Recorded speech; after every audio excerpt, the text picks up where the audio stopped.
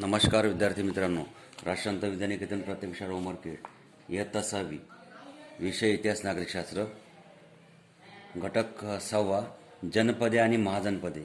आपण मागच्या व्हिडिओमध्ये जनपदे, महाजनपदे आणि नंतर मगध साम्राज्याचा उदय.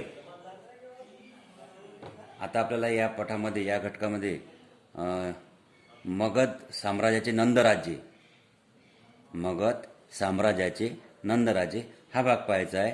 इसवी सन पूर्व 364 ते इसवी सन पूर्व 324 या काळात मगध साम्राज्यावर नंदराजाची सत्ता होती. एका मोठ्या साम्राज्याला आवश्यक अशी शासनव्यवस्था नंदराजांनी निर्माण केली.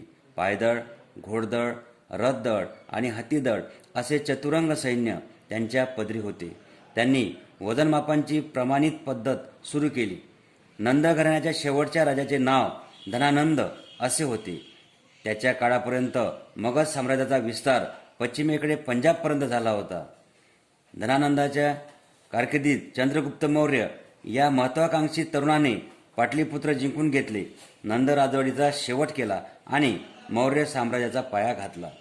पुढील पाठात आपल्याला मौर्य साम्राज्याच्या उदयाच्या काळात भारताच्या वायव्य आणि पश्चिम भागावर झालेली परकीय आक्रमणे यांची माहिती करून घेऊया. लक्ष द्या, मगध साम्राज्याचे नंदराजे. इसवी सन हा जो काळ आहे, इसवी सन पूर्व 364 ते इसवी सन पूर्व 324 या काळात मगध साम्राज्यावर नंदराजाची सत्ता होती. एका मोठ्या साम्राज्याला आवश्यक अशी शासन व्यवस्था, मोठं साम्राज्य जसं असते त्याला जसं शासन व्यवस्था असायला पाहिजे तशा प्रकारची शासन व्यवस्था नंदराजांनी त्यावेळेस निर्माण केली होती.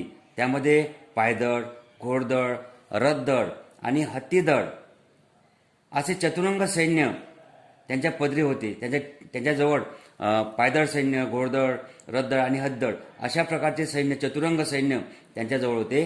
त्यांनी त्यावेळेस वजनमापांची प्रमाणित पद्धत सुरू केली. नंद घराण्याच्या शेवटचा जो राजा होता त्याचं नाव होतं धनानंद. नंद घराण्याच्या शेवटच्या राजाचे नाव काय होते? धनानंद होते. त्यांच्या काळापर्यंत मगध साम्राज्याचा विस्तार पश्चिमेकडे पंजाबपर्यंत झाला होता. जोपर्यंत धनानंद होते तर त्यांच्या काळात मगध साम्राज्याचा विस्तार हा पश्चिमेकडे पासून तर पंजाबपर्यंत झाला होता. धनानंदाच्या कारकिर्दीत चंद्रगुप्त मौर्य या महत्वाकांक्षी तरुणाने पाटलीपुत्र जिंकून घेतले आणि मग नंद राजवटीचा शेवट केला आणि मौर्य साम्राज्याचा पाया घातला. म्हणजे त्यावेळेसपासून मग मौर्य साम्राज्याला सुरुवात झाली. अशा प्रकारे मग हे जे मगध साम्राज्य होते ते संपले आणि मौर्य साम्राज्याला सुरुवात झाली. त्यांनी मौर्य साम्राज्याच्या उदयाच्या काळात भारताच्या वायव्य आणि पश्चिम भागावर असलेले परकीय आक्रमणे यांची आपण माहिती करून घेऊ. तसेच मौर्य साम्राज्याची सविस्तर माहिती करून घेऊ.